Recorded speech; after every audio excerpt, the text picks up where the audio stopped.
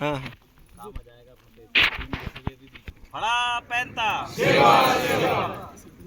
तो आज ग्राम panchayat Surla खाफा block Amarwara Harrai block Harrai जिला छिंदवाड़ा में पेशा कानून संबंधित कुछ चर्चाएं हम करेंगे और साथ में यहाँ आदिवासी समाज का सांस्कृतिक स्थल संबंधित कुछ विवाद चल रहा है। इस संबंध में कुछ संवैधानिक चर्चा के लिए हम सब सियाने बुजुर्ग और जनपद उपाध्यक्ष महोदय अजय भाई हैं और भी हमारे सभी वरिष्ठ बुद्धिजीवीगण यहाँ पर बैठे हुए हैं। तो आप सभी लोगों को पता होगा कि जो पहले बोलते थे, पहले काम क्या करता था, पैसा। अपन सुनते थे ना, गांव वाली भाषा में अपन देखें तो पहले क्या चलता था, पैसा। लेकिन अब क्या चलता है, पैसा। पैसा और पैसा, इन दोनों में आपको समझना है और दोनों बराबर की दमदारी रखते हैं। पैसा में हम देखते हैं ये वो जो भी सामान खरीदना, पैसा में कई बार कोई काम नहीं होता, थोड़ा बहुत पकड़ा के करवाते हैं, ये चीज़ें अपन आम बात देखते हैं। लेकिन अब चल रहा है पैसा। पैसा मतलब पंचायत एक्सटेंशन शेड्यूल एरिया में चलने वाला एक्ट, मतलब अनुसूचित जनजाति के जहां लोग रहते हैं, जो 5वीं अनुसूचित क्षेत्र है। पैसा एक्ट के अंतर्गत मध्य प्रदेश सरकार ने यहाँ के जो रहने वाले जो आदिवासी लोगों को उनको अधिकार दिया है। अब कैसे अधिकार दिया है, कई बार पहले हम देखते थे कि गांव देहात में अपने सभी फैसला जो है अपने स्तर पे कर लेते थे। पंच बैठ के जो है कि भैया ये फलाने ने गांव को इस नियम का उल्लंघन करा है, इनने ये किया है, तो गांव में जो है पंचायत बैठ कर फैसला कर लेती थी। अब वो चीज़ें जब सरकार ने देखी कि यार ये चीज़ें अभी भी गाँव में पंचायत हो रही है, अभी भी गाँव में मुकदम होते हैं ना, अभी भी गाँव में गाँव के मुखिया जो कि फैसला लेते हैं। तो इस चीज़ को ध्यान में रखते हुए पैसा एक्ट बना। जो पैसा एक्ट जो शुरू में कब से बना, एक भूरिया समिति बनी 5वीं अनुसूचित क्षेत्र के लिए। भूरिया समिति ने एक भूरिया समिति मतलब जैसे गौंड समुदाय के लोग ज़्यादा है तो वहाँ के लोग अगर इकट्ठे होकर कुछ प्रस्ताव बनाए, ऐसा ही भूरिया समिति में कुछ मुखिया इकट्ठे हुए और उन्होंने कहा कि आदिवासियों को ऐसे कुछ विशेष अधिकार मिलने चाहिए कि उनकी जगह से, उनके जंगल से और उनके गाँव से उनको कोई भगा ना सके।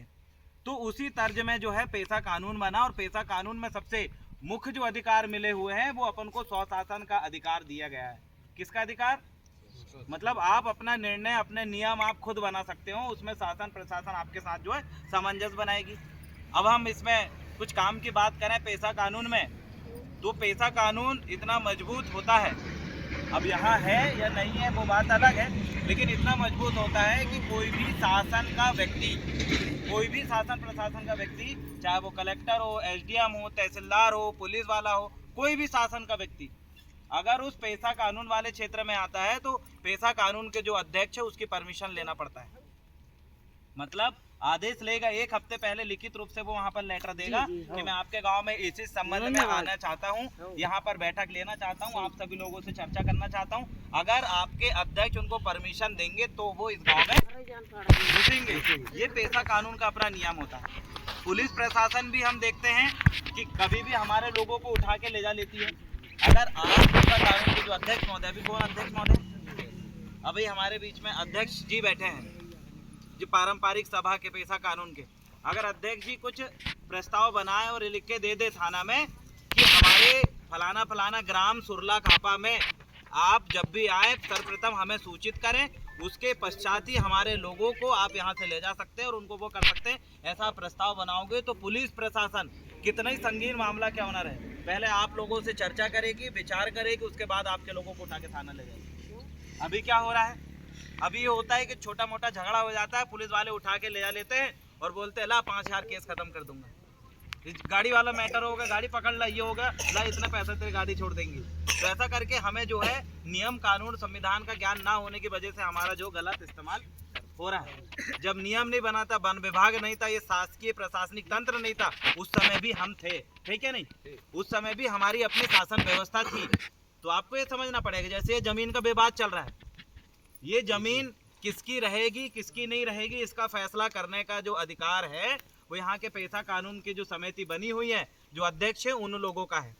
अगर कोई भी प्रशासनिक अधिकारी बोलता है कि यहाँ हमने इस चीज के लिए आवंटित कर दिया है, इस चीज के लिए जगह, उसी का विवाद चल रहा नहीं वाला। एक तो 5वीं अनुसूचित क्षेत्र है, पैसा कानून क्षेत्र है, यहाँ पर उनका तो कोई इंटरफेयर बनते ही नहीं। आप तो क्या ना बिना परमिशन के घुस भी नहीं सकते। तो आप कौन होते हो फैसला करने वाले कि ये जमीन किसकी है और किसकी नहीं है? ये हमारे अधिकार है, ये हम सबके अधिकार है जो लोग इस क्षेत्र में रहते हैं। तो आपको इस बात को ध्यान देना। दूसरी चीज है, आप इस क्षेत्र में एक नजरी नक्शा बनता है। अगर आप सभी ग्राम के लोग अगर एक नजरी नक्शा, मतलब आप एक नक्शा बना लें कि ये क्षेत्र इतना इतना फलाने फलाने गांव में है, उस नजरी नक्शा के अंदर अगर जंगल आता है, उस नजरी नक्शा के अंदर आपके जो भी खाली वन भूमि, सरकारी भूमि आती है, उसका कैसे और कब इस्तेमाल करना है, इसका भी अधिकार पेसा पंचायत को है। अगर आप सभी लोग ये डिसाइड करें कि हमें ये बनाना है, ये नहीं बनाना है। आपके गांव में कई जमीन है जो इनकी जमीन उसने कई साल से दबा के रखा है, और कुछ बोलो तो बोले गोली मार दूंगा, लठ मार दूंगा करके धमकी देता है।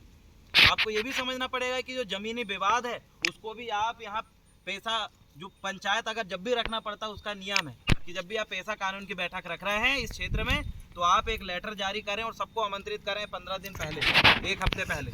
आप तहसीलदार को, पुलिस वाले को, एसडीएम को, पटवारी को, आरआई को, सबको सूचित कर सकते हैं कि इस दिन इस विषय में हम बैठक रखना चाहते हैं, आप साधारण आमंत्रित। और गांव में जो है आप दीवार में लिखवा के या फिर कोटवार के माध्यम से ढोल पिटवा के आप जो है वो एक सूचना फैला सकते हैं। और उसके बाद जब पूरे अधिकारी आते हैं, आप जो फैसला लेना है आप लीजिए। लेकिन सबसे बड़ी विडंबना क्या है कि पैसा कानून क्षेत्र में हमारे बहुत सारे आदिवासी जनपद है, बहुत सारे गाँव हैं, लेकिन वहाँ पर ऐसे फैसला वो नहीं ले पाते क्योंकि उनको सूचना और जानकारी नहीं है। आप चाहे तो यहाँ पर जो तालाब बना है, यहाँ जो जंगल है, जंगल की लकड़ी काट के कब बेचना कब नहीं करना, ये सब अधिकार आपको देते हैं। गांव-गांव कलेक्टर मैडम आ रही है, वो समझा रही है, लेकिन लोग नहीं समझ पा रहे। तो उन्होंने कहा कि आप जितने भी सामाजिक कार्य करता है, आप अपने स्तर पे जाएं और गांव में ये चीज़ समझाएं। पुलिस वाले भी आजकल गांव में सुरक्षा समिति की बैठक करने आते हैं और वो भी बता रहे हैं कि पैसा कानून क्षेत्र है, आप खुद निर्णय लो, कोर्ट जाने की आपको जरूरत नहीं है। वकील वहाँ पर बड़े मोटे मोटे पैसा आपसे वसूल रहे हैं।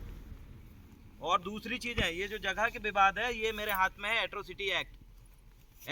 एट्रोसिटी एक्ट में साफ ये लिखा है, एट्रोसिटी एक्ट अधिनियम धारा 3 की उपधारा 1 का पा में ये लिखा है कि जो भी आदिवासियों के धार्मिक माने जाने वाली या अति श्रद्धा से ज्ञात किसी वस्तु को अगर नष्ट करता, हानि पहुंचाता है या उसे अपवित्र करता, मतलब आपके धार्मिक वस्तु या फिर जिसमें आपको श्रद्धा है, विश्वास है, ऐसी कोई वस्तु को कोई व्यक्ति नष्ट करता है या उसको हानि पहुंचाता है या उसको अपवित्र करता है, ऐसा कोई भी व्यक्ति हो, उसके ऊपर एट्रोसिटी एक्ट की धारा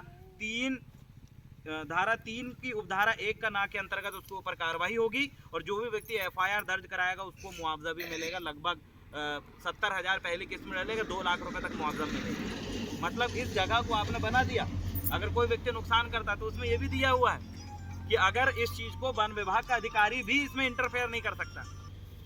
कौन? वन विभाग का अधिकारी भी इसमें इंटरफेयर नहीं कर सकता, राजस्व का अधिकारी भी इंटरफेयर नहीं कर सकता। इतना पावर आपके हाथ में, ये मैं नहीं कह रहा हूँ, ये जो है आपका एट्रोसिटी एक्ट का जो अधिनियम आप पढ़ेंगे, इसमें ये बात लिखी है। अभी मैंने पैसा कानून तो मेरे को मौखिक रूप से याद है, मैं किताब लेके नहीं आया, नहीं तो उसमें एक एक चीज पैसा कानून की धारा सहित आपको हम लोग समझाने का काम करते हैं। तो आप ये भी समझ जाइए कि इस जगह छोड़िए, आपके जंगल में अगर कहीं मुथुआ बाबा होगा, अगर कोई आपके गाँव की खेड़ोदाई होगी, अगर आपके गाँव के चंडीदाई होगी, आपके गांव के भैंसास और बसमस और जो भी देवी देवता आपके होंगे, बंजारी दाई होगी, ऐसी जगह पर भी अगर जाने से आपको वन विभाग या कोई भी अधिकारी रोकता तो उसके ऊपर ये धारा में कार्रवाई हो जाती है।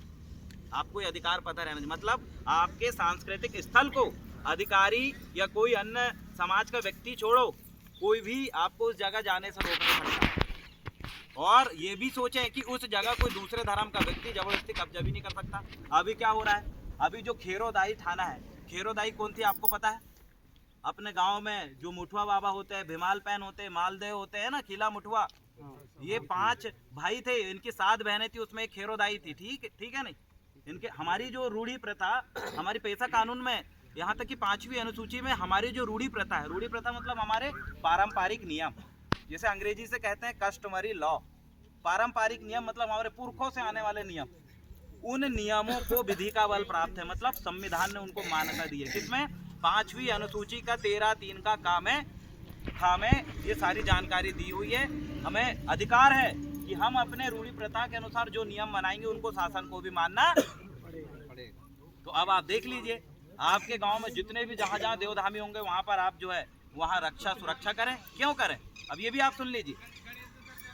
इस क्षेत्र में जो आदिवासी रहते हैं, आदिवासियों की पहचान क्या है?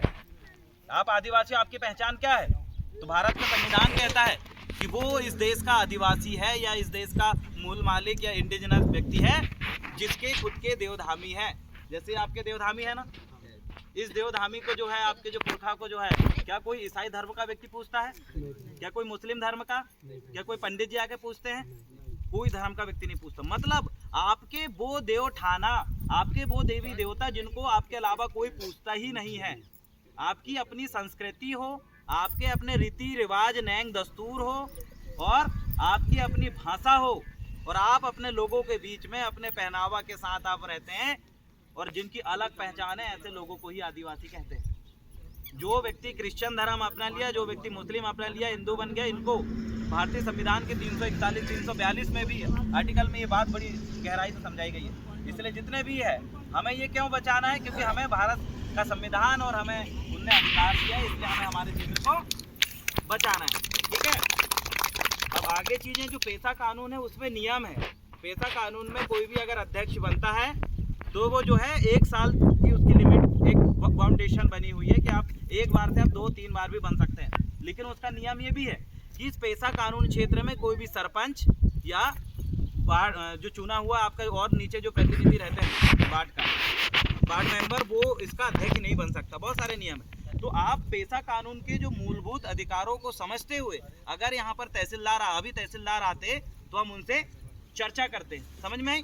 तहसीलदार महोदय आते थे, हम उनसे इस बारे में चर्चा करते। लेकिन अभी तहसीलदार नहीं आए हैं, तो अब किसकी जिम्मेदारी है उनसे चर्चा करने की? किसकी जिम्मेदारी है? आपकी जिम्मेदारी। किसकी? तहसीलदार महोदय आएंगे तो आपको क्या बोलना है कि ये जो जगह है, सुनिए सियाने, है ना, जो जगह है, ये जगह किसके अंतर्गत आती है? पेशा कानून के। किसके अंतर्गत बोलना है आपको? यहाँ पर क्या निर्णय लेना है और क्या निर्णय नहीं लेना है, ये कौन डिसाइड करेगा?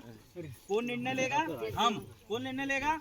आप, है ना, अपन सब निर्णय लेंगे जी। ठीक है, तो इस चीज को आप ध्यान में रखना है। और अगली चीजें आपको ये भी समझना है। सही है, ठीक है, ये तो अभी सिर्फ एक विवाद हो गया, एक जमीन का। अब आगे और भी विवाद पनपेंगे। और दूसरा ये भी अधिकार आपको याद रखना है कि पेशा पंचायत को TSP ट्राइबल सब प्लान के अंतर्गत, जो पंचायत शेड्यूल एक्सटेंशन एरिया जो है, मतलब जो अनुसूचित क्षेत्र है, उसको TSP ट्राइबल सब प्लान के अंतर्गत उनको सीधा बजट भी जारी होता है। तो उसकी भी आपको मांग करना है। कई बार हमने देखे कि हमने जो है ट्राइबल डिपार्टमेंट से भी हम कुछ बजट की मांग कर सकते हैं। हमारे जो सचिव है, हमारे सरपंच है और ग्राम अध्यक्ष को जानकारी ना होने की वजह से हम सीधा बजट नहीं ले सकते। जैसे ये फड़ापैन थाना आपने बनाया है, इसके लिए भी बजट मध्य प्रदेश शासन देता है।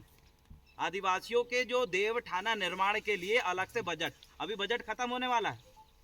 अभी जो अप्रैल जो चालू हुआ, मार्च अप्रैल में जो वित्तीय वर्ष रहता है, इसमें आपके नाम का जो पैसा बहुत आया, करोड़ों रुपए आया। पूरे मध्य प्रदेश स्तर में अगर आप देखोगे 1000 करोड़ से भी ज्यादा पैसा आया। किसके लिए? आपके विकास के लिए। आपके विकास मतलब आपके देव ठाना जो टूटे हैं उनकी मरम्मत करना, आपके क्षेत्र में सामुदायिक भवन नहीं है वो बनवाना, आपके गांव में स्वास्थ्य का केंद्र नहीं है, स्वास्थ्य सामुदायिक केंद्र नहीं है वो बनवाना, और जो जरूरी चीजें आपके बच्चों के लिए क्षेत्र में आसपास हॉस्टल अगर नहीं है या फिर हॉस्टल भी है तो उसमें ज़्यादा सीट बढ़वाना है, बच्चों को खेल की और सामग्री या फिर इधर और खेल एकेडमी की डिमांड करना है। इन सब चीज़ों के लिए, अपने बच्चों के भविष्य को संवारने के लिए सरकार जो है कई प्रकार का बजट देती है। अब सबसे बड़ी दिक्कत क्या है? हम लोग उसकी मांग नहीं करते। इसलिए अभी ये चबूतरा किसके पैसे में बना है? समाज के पैसे। समाज के पैसे में, जबकि ये पैसा कौन देना था? वहाँ से आना चाहिए। ठीक है, आप बजट की मांग करते, आवेदन लिखते, तो ये पैसा जो है इसमें जो भी है जानकारी हाँ, तो इसके लिए बहुत पैसा आता है। तो अब आपको क्या करना है? जैसे आज आप बैठे हैं, आज आपको जानकारी मिल रही है, ये सब संवैधानिक नॉलेज है। अगर आप डिमांड करेंगे तो आपको, अगर आप मांग करेंगे तो आपको मिलेगा। आपने सुना होगा CM हेल्पलाइन का नाम, अपने लोग CM हेल्पलाइन का सिर्फ शिकायत करने का इस्तेमाल करते हैं, उसमें सिर्फ उतना ही बार जानते हैं ना, जबकि 3 प्रकार से यूज होता है CM हेल्पलाइन का, ये भी आपको पता रहनी चाहिए। CM हेल्पलाइन में अगर आप शिकायत करते हो तो सीधा कलेक्टर लेवल का जो अधिकारी है, नीचे से तक ऊपर तक, वहां तक शिकायत पहुंचती है। इसमें क्या क्या कर सकते हैं? एक तो आप अधिकारी कर्मचारी की शिकायत भी कर सकते हैं, दूसरी चीज आप मांग दर्ज भी कर सकते हैं। आपके गांव में कोई चीज चाहिए उसके अंतर्गत मांग दर्ज भी कर सकते हैं, और तीसरी चीज आप योजनाओं की जानकारी भी ले सकते हैं कि हमारे क्षेत्र के लिए कौन कौन सी योजना चल रही है, इसकी भी जानकारी ले सकते हैं। और जो पेशा कानून जो आपके क्षेत्र में लागू हुआ है, इसका पूरा फायदा आप उठाइए। इस गांव में ये देखिए कि कितनी जमीनें हैं, कोई बाहर का व्यक्ति ने जमीन आपकी हड़प के तो नहीं रखा है गलत तरीके, तो उसका फैसला आप लीजिए। कोई आपके गांव का व्यक्ति कानूनी दावपेच में जेल में बंद तो नहीं है, अगर बंद होगा तो उसका फैसला यहाँ पर बैठ के लीजिए। बुलाइए यहाँ पर, जब भी आपका जो पैसा कानून की मीटिंग होगी, पैसा पंचायत होगी, वहाँ पर तहसीलदार को और इनको सबको आमंत्रित करें। उनसे पूछिए कि हमारा व्यक्ति जेल में है तो उसके लिए क्या है प्रावधान, आप बताओ। पैसा कानून के आप ज्ञानी हो कि ना आप अधिकारी हो, उनसे खुद उल्टा पूछिए। उनको पूछिए कि पैसा कानून के अंतर्गत पैसा आता है हमारे क्षेत्र में कुछ काम करने के लिए, वो काई के पैसा और किस आधार पे आता है, कैसा कहता है, उनसे पूछिए। अगर आप उनसे पूछोगे नहीं तब तक वो आपको बताएंगे नहीं। आपको जरूरत है, ये उनको पता भी रहना चाहिए। ये बात समझ में आई आपको? जी ठीक है। तो अब जो है, आप जितने भी लोग, जितने भी सियाने बुजुर्ग यहाँ पर बैठे हुए हैं, आप इन सभी विषयों में हर हफ्ते में एक बार कहीं पर भी बैठ के आप चर्चा लगातार करते रहे इन विषयों में, तब जाके ऐसे कई विवाद होंगे जो कि चल रहे होंगे वो समाधान होंगे। आज हम चाह रहे थे कि तहसीलदार महोदय यहाँ पर आते, हम उनको बताते कि आप किनकी परमिशन से यहाँ पर आप आए हैं। क्या आपने एक हफ्ते पहले लिखित रूप से परमिशन लिए हमारे पैसा अध्यक्ष महोदय से, पैसा पारंपरिक जो पंचायत उसके अध्यक्ष महोदय से, उन्होंने लिए नहीं लिए? और लिए भी तो ये जमीन किसको आवंटित होना है किसको नहीं होना है उस समय आपने कर दिया। लेकिन वर्तमान में अब हम यहाँ के अध्यक्ष है और ये समिति है, ये निर्णय करेगी कि जमीन किसको देना है और क्यों देना और कब देना है। अगर इसका फैसला लेना होता है तो जो भी समिति के सदस्य हैं वो मतगणना के आधार पे भी कर सकते हैं। अगर हमें लग रहा है कि कई बार मतगणना आगे पीछे हो रहे, विवाद हो रहा है, तो उसमें सर्वमान्य वोट जो होती है, पैसा कानून के जो ग्राम के अध्यक्ष हैं उनकी वोट मानी जाती है कि वो जिधर हाथ रख दे उधर का फैसला माना जाएगा। तो आप सभी लोगों को इसका इस्तेमाल करते हो, आपको बिल्कुल नहीं डरना है। ऐसी कोई भी जमीन हो धार्मिक अनुष्ठान की जगह यहाँ के लिए पैसा जो अध्यक्ष महोदय से हम आग्रह करेंगे कि वो आगे चल के जो एक सभी शिक्षित जो भी व्यक्ति है, कई बार सचिव नहीं आते मीटिंग में, तो उसकी जगह प्रावधान है कि कई बार सचिव नहीं आए तो कोई भी अधिकारी कर्मचारी को बुलवा के आप लिखवा सकते हैं। अगर वो भी नहीं आए तो गांव का कोई शिक्षित व्यक्ति को बुलवा के लिखवा सकते हैं। कई ऐसी आपात स्थिति होती है जिसमें अगर आप जो है कई बार सूचना आपने एक हफ्ते पहले जारी नहीं कर पाए और कई बार अचानक कुछ ऐसी घटना हो गई तो आप तुरंत भी बैठक ले सकते हैं। इसका भी प्रावधान है। आप डिमांड करिए, आप मांग करिए, जो जो चीज़ें आपको चाहिए, जो भी अगर समस्याएं चल रही है उसके लिए आप थोड़ी थोड़ी बात में 15 दिन में, एक महीने में, जब भी आप ऐसी बैठक रख सके बैठक रख के उन पर निर्णय लीजिए। क्योंकि पैसा कानून हमें स्वशासन का अधिकार देता है और पैसा कानून जहाँ पर है वहाँ हम लोग वहाँ के मालिक है और हम वहाँ का पूरा निर्णय लेंगे। शासन प्रशासन एक व्यक्ति मात्र है वहाँ पर हमारे लिए। समझ में आया? वन विभाग के भी कोई भी अधिकारी आपके यहाँ घुसेंगे तो उनको परमिशन लेना पड़ेगा। जंगल में क्या लगाना है और जंगल की क्या चीज़ बेचना है और क्या चीज़ उस पैसे का कहाँ इस्तेमाल करना है, इसका पूरा निर्णय का अधिकार भी आप लोगों का होगा।